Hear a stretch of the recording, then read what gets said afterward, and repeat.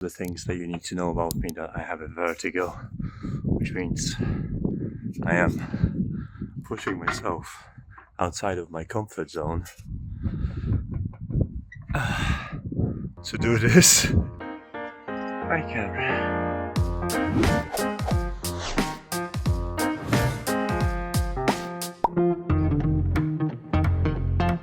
Hey guys, after reviewing a doorbell from EZVIZ, I decided to take on one more product, which in this case is this camera. This is EZVIZ CB8 Lite. As with all security cameras, I decided to give it a go and see whether it's good and whether you should consider it. But first I have to explain what I received. Now, this is the camera itself, but I received a kit. And what do I mean by kit? Well, this camera comes also as a kit, so you could get a camera alone, or pair it up with a solar panel, or pair it up with a solar panel that includes extra battery options on EZVIZ store, so do take a look. You probably wonder how much do you have to pay for all of this.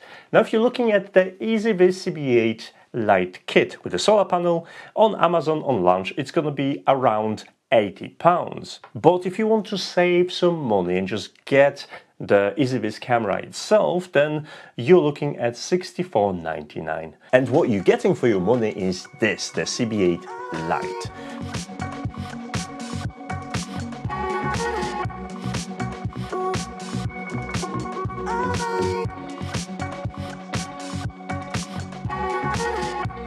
Now, this is a pretty box standard design, so this is pan and tilt camera that's completely wireless, meaning it uses Wi-Fi 6, 2.4 GHz to be precise, to connect to your Wi-Fi.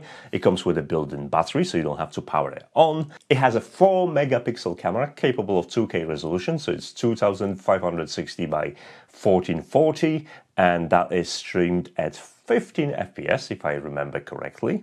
It has color night vision, siren, light, microphone and speaker that enables you to have two-way conversation, and obviously you can move it around, so it covers 360 degrees area in front of the camera or underneath the camera. You can't look up, but you can look down. It has an internal battery, 5200 milliamps, and support for SD cards up to 512 gigabytes. Now that you have actual technical specification camera laid out for you, let's actually mount it.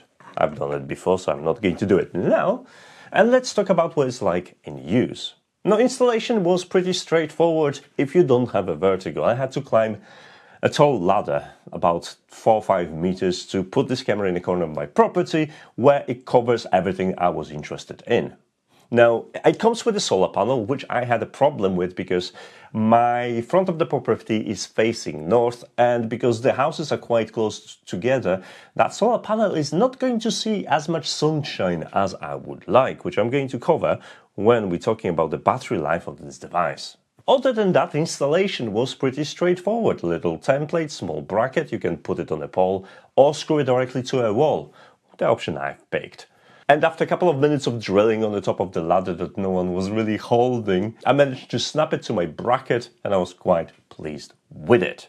Prior to the installation, obviously I went through the connectivity steps and connected it to EZVIZ app. Adding it was as simple as scanning the code at the bottom of it, and the camera was present in my app without any problems. At this point I jumped to the audio and video quality, but before I jump into that, there is a couple of things I would like to mention that I didn't quite like. So first thing I want to bring up to your attention is the camera Wi-Fi range, because, well, despite pretty good positioning, I was getting relatively low signal strength, which then in turn impacted the quality of the stream on my app and introduced slight delay when moving the camera around, so panning and tilting into positions. It's something that bypassed by introducing predefined positions that I can switch between and not try to fiddle with the controls. But it's something I should mention. Now, in my case, the camera was located outside of the house, so thick walls, that probably didn't help, but the router was about 5 meters on the same level as the camera itself, and I would expect actually to have a better connectivity from a router that cost me nearly £500. Second thing that I didn't quite like was the complete lack of RTSP. Now, if you go to the settings of the account, not the camera, you will be able to scan for LAN devices. Now, that didn't work, and this is one of the ways to enable RTSP on the cameras from EZVIZ. So I don't know whether RTSP is available on selected models that maybe are just like, you know, constantly powered or something. But I was not able to add this camera via LAN view or manually typing IP and trying to figure out RTSP credentials. I failed at that. But the camera can be integrated with Home Assistant or Alexa or Google Home, so you'll be able to piggyback on stuff like that. And those two things, they were really the things I didn't like. The rest of it, well, I was quite happy with it. So let's go over video and audio quality. Daytime operation is pretty good. There isn't really much negative to say about it.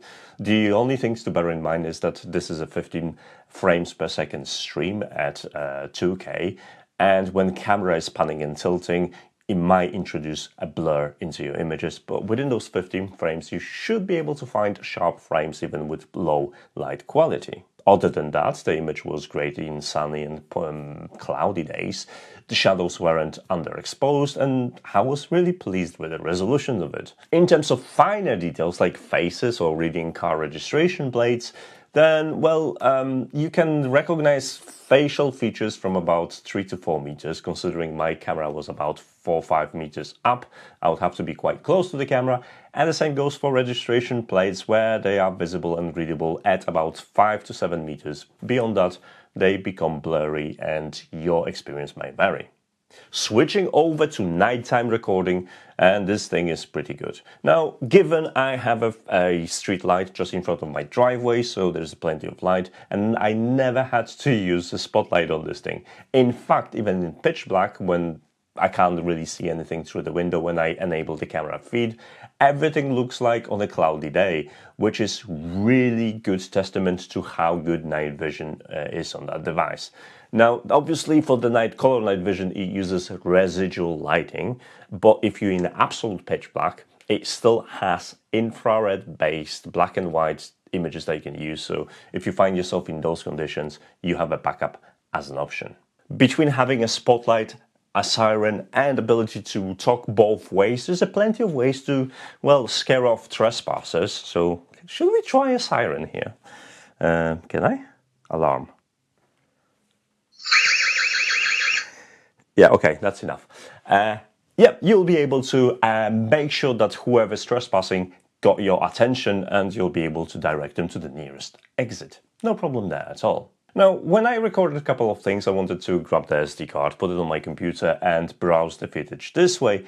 However, those files aren't easily readable, so I wouldn't recommend you to do that. I had problems opening them with VLC, and you are best either to explore them with your mobile phone or download EZVIZ Suite on your PC, and you can also access the camera feed from that. Now that you know that this is all working, let's talk about smart features, because this is powered by AI, which means it has the ability to detect new vehicles and humans and track these objects in front of the camera to make sure that you know what they're up to.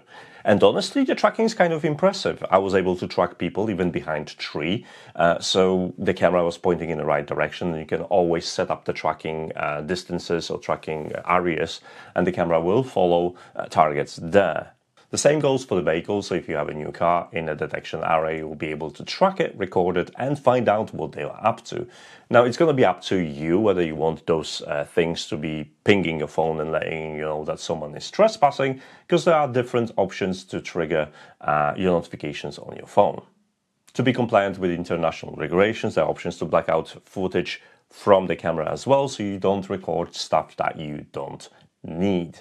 This isn't as useful when the camera is panning and tilting around, but when the camera is stationary and defaults back to its location, and you can specify what the camera does, whether it's returning to the previous location or returning to a default location, that will work just fine with you. I set a couple of presets, so that's the easiest way to kind of point the camera in different directions on your property and check what's going on, and that's my favorite way of interacting with the camera. And whatever's recorded by the camera is stored on the SD card and uploaded to the EZVIZ cloud. Now, the cloud is optional. If you want to use the cloud, you have two subscriptions options. First, it's the storage option that keeps your footage safe in the cloud, and that will start from $5.99 per month. Now, the second subscription is quite interesting because it's a protection plan that involves security. So if you live in the area that you want to protect a little bit more, then you can subscribe for that, and you'll have human people verifying your footage and letting you know that someone is doing something naughty on your property, and they can even dispatch security. So do check out those plans over and see whether they are useful for you. Browsing through the timeline was quite easy. However, my experience was impaired by poorer quality signal from the camera, so the thumbnails weren't loading as quick, but each event is tagged accordingly so I can quickly recognize whether it was a vehicle or human triggering my system, or just a general motion, because that's also possible. The interface is split between what's saved on the cloud and what's saved on the local storage, giving you access to this really quickly.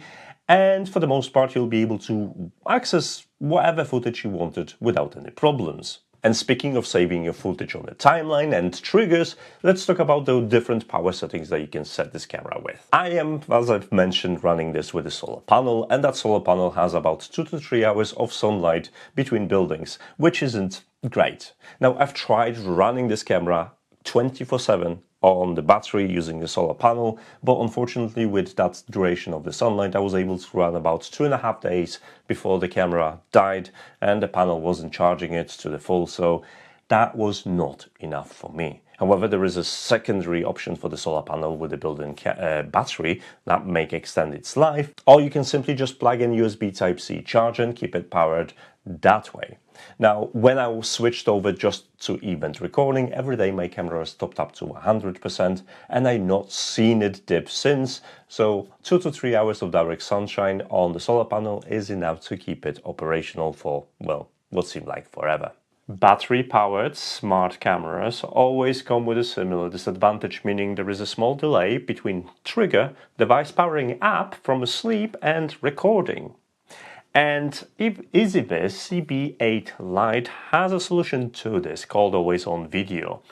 Now, what it does basically, it does record between triggers, and because it's not completely in a sleep state, it will respond to existing triggers like people or cars quicker than typical camera. This means that you'll be able to see the entire event and also have something like time-lapse in between the events, so you know more or less what was going on while the camera was just there resting. But nothing is free, and that comes with 2 disadvantages. First of all, obviously you're gonna need a bigger storage solution, so bigger SD card, because you're recording more video footage to your card. Secondly, you'll have to think about the power consumption of your camera, because it will increase the power consumption of your EZVIZ CB8 Lite. EZVIZ thought about it, and in Always On Video there are options to figure out what is the interval of recording in between triggers, and that's going to be also managed by the battery life. But I would strongly suggest you that if you're going to go with this option, that you're going to use either a solar panels with a battery, or considering using USB Type-C charging port on your EZVIZ camera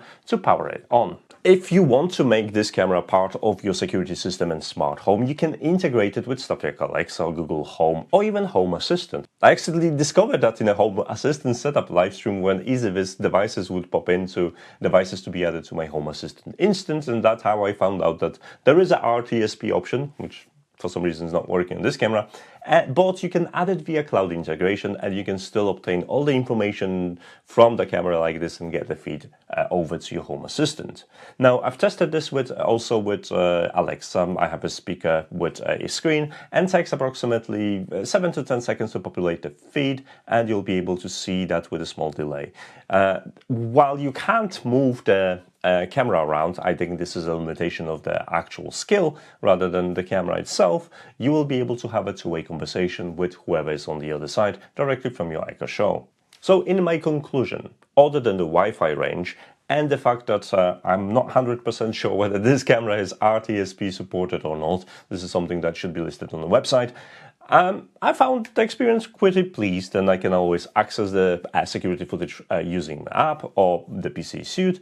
So if this feature set is something that you want to have in your home and increase your security system, then head to the description of this video. You're going to find the links to the CB8 Lite as a kit or without it, and you can get yourself a nice funky camera to put outside of your house and increase the security of your house. household. So big thanks to EZVIZ for sending me this for review, and if you want to know what's gonna happen next on the channel, well, you know how it works, I'm not going to tell you that. But what I'm going to say is thank you so much for watching, and I'll see you next time. Take care. Bye.